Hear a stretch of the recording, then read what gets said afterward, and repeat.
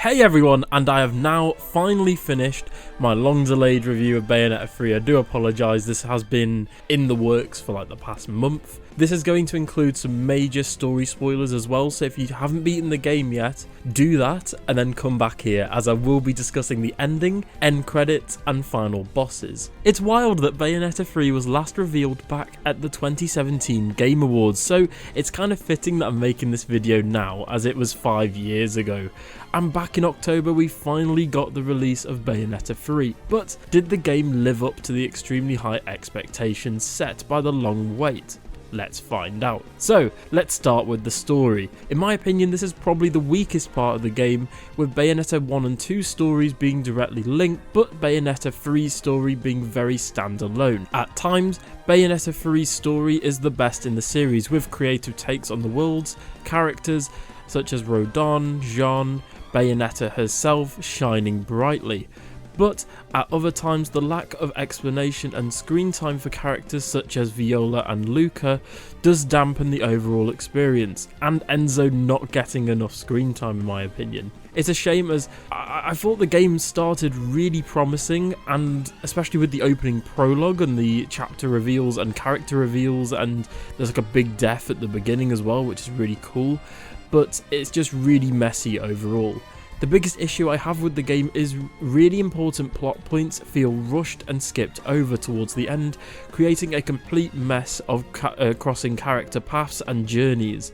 I'll also have a section timestamped at the end of the video that will cover the ending in more detail however. Bayo 3's story includes Bayonetta from a new universe going around the multiverse with Viola and the rest of the cast to defeat the evil homunculi that are travelling from universe to universe, killing different Bayonettas. Here the game shines brightly by showcasing different Bayonettas, all with unique abilities, personalities, backstories, outfits and weapons. And some of these new weapons which I'll go on to later are really cool.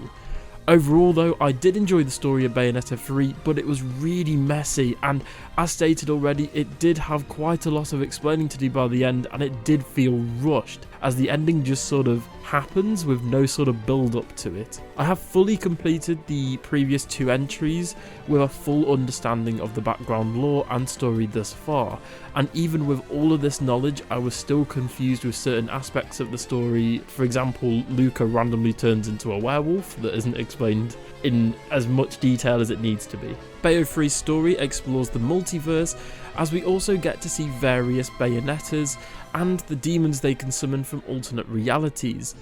And there's just loads of different levels and locales in this game. It's a really big variety in my opinion, from downtown Tokyo to ancient China to the Egyptian pyramids.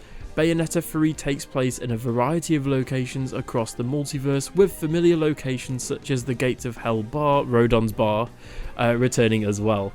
Some of my favourite moments in the story chapters included the opening level on the cruise ship, the level where you take control of Viola in ancient China chasing down Luca, and one of my favourite boss fights this year and in recent times being the boss fight in the Paris level where you take control, I can't remember, I think it's Bahamut, I can't remember the actual demon's name, but it's the frog demon that sort of like turns into the princess, and it's essentially a rhythm based mini game to stop the flying homunculi bugs that are like taking control of the residents of that universe, and it's just a really cool and creative boss fight. I genuinely had a grin, a massive smile on my face whilst playing that boss. I thought it was brilliant, and the music was really good as well. Oh, and another would be that the one where you get to play as Bayonetta in the spider form, sort of swinging from building to building, dodging enemies, and the universe-ending clouds in the Tokyo level. Next up is the overall gameplay and combat. This for me is where the game shines and oozes that Platinum Games charms and creativity. A new addition to combat is the demon slave mechanic. This allows Bayonetta to take control of familiar and new demons to deal more damage to enemies whilst on a timer gauge. A nice touch as well is that if the timer drops to 0, Bayonetta will lose control of the demon and will have to deal with them as well as enemies on screen. The way this is balanced by Platinum Games as well is really cool. Basically, if Bayonetta is hit by any demon whilst controlling a bigger demon, she then returns to normal combat and she loses control completely, and then you have to fill up the gauge and do it again, because it is quite broken, to be fair. Speaking of combat though, Bayonetta returns with basically all of her familiar moves, taunts, etc. that are brilliantly well animated, with a few minor sort of graphical issues on the Switch. Obviously the Switch is now showing its age, but she also gets a new flurry of weapons. Gone is the system of old, where you'd essentially pair a particular weapon to her hands and feet. Now you just basically equip a weapon to Bayonetta and go from there. In this game, Bayonetta can take control of her familiar guns from all three games essentially. So you get the guns from 1, 2, and obviously the new ones from 3. You also get the Dead End Express, which, I shit you not, allows you to summon a demon train and acts as a chainsaw shaped as a train. That is how mental this game is. I do apologise for swearing earlier as well. And you also get the Ignis yo-yos, that are yo-yos that focus on sort of smaller hitting combo chains and that let you turn into a spider. And these are just to name a few. Honestly, the weapons in this game are absolutely bonkers and I love it. Familiar characters also return with the likes of Enzo, Rodon, Luca, but we also get a brand new playable character being Viola, who, to put it mildly, is essentially the Bayonetta franchise equivalent to Nero from Devil May Cry. Viola is a mysterious character who is unfortunately really easy to figure out who she is and what her deal is, as the writing doesn't really do a great job of hiding it. Her combat is different as well, with Viola being able to summon a demon called Cheshire, who can be summoned to fight alongside Viola, with Viola losing her katana and having to fight bare-fisted when Cheshire is out. And I am just going to drop this spoiler now, so again, if you don't want spoilers, click off this video. This is your final warning, Chief. Viola is Bayonetta's daughter from, essentially, again, it's the very confusing, muddled mess on where the continuity lies, but Viola is essentially Bayonetta's daughter from Bayonetta 1's universe. It's really confusing, but yeah, again, it wasn't hard to figure that out if you play the game, to be honest. But moving on now to Jean. Jean is a character who was sort of relegated to just alternate costumes or boss fights.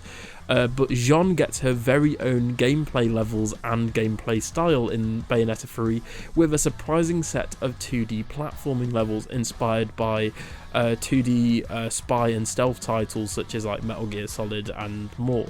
One of my favourite sections is the sort of motorcycle chase at the end, where you get to play as QTJ, which is like Jean's alternate form, and it was just really good. The music, the sort of over-the-top action, it was brilliant. And I just wanted quickly to touch on Bayo 3's soundtrack overall.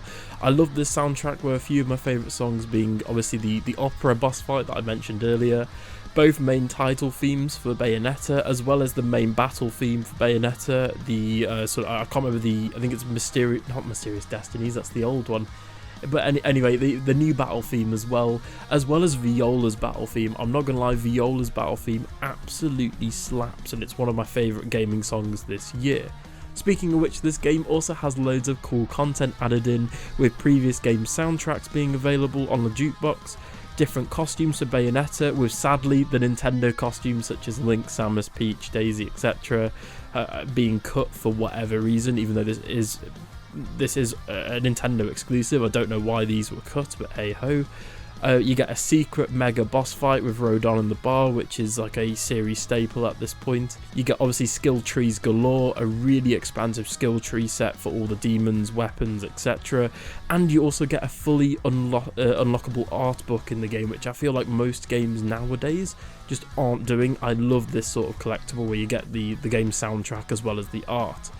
So anyway, even though I've dropped a couple of spoilers throughout this video, this is your final chance now, as I will now be covering the final boss, the ending, as well as the after credits scene which sets up Bayonetta 4. So if you don't want to get any more spoilers, click off now. So ready? Okay. So essentially at the end of the game, it's very confusing. We sort of get an ending, and I've got to be honest, the final boss for me was really weak.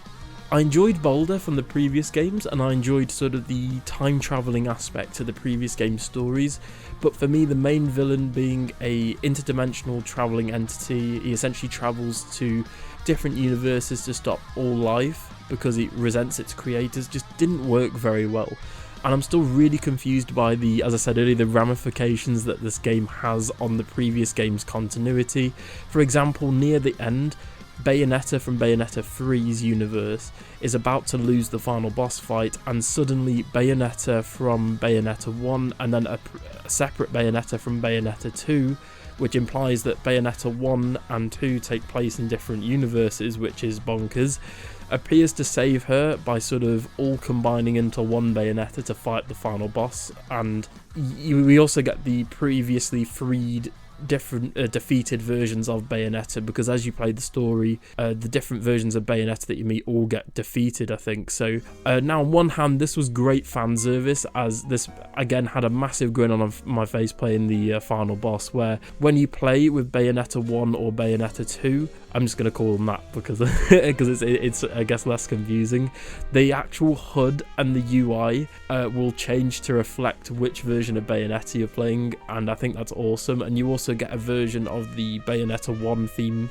main battle theme, the Mysterious Destinies, which is really nice. But ultimately, this confusing mess is created when trying to write a story in the multiverse. I feel like a lot of medias that are now doing like multiverse stories, they do tend to get really confusing. And as for the overall ending, I liked the scene with Bayonetta and Luca finally kissing and getting dragged into the underworld, but it felt like the game didn't earn this, and it didn't earn a greater reaction from me.